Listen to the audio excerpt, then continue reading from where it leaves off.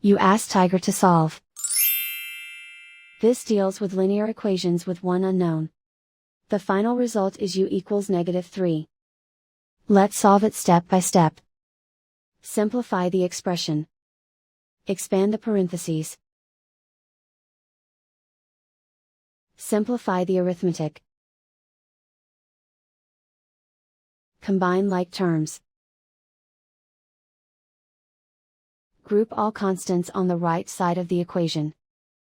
Add 8 to both sides.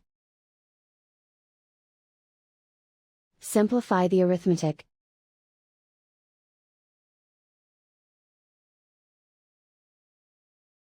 Isolate the u.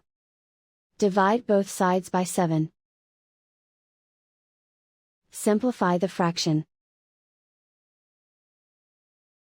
Find the greatest common factor of the numerator and denominator.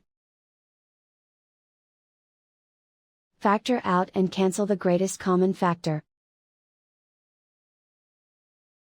And so the final result is u equals -3.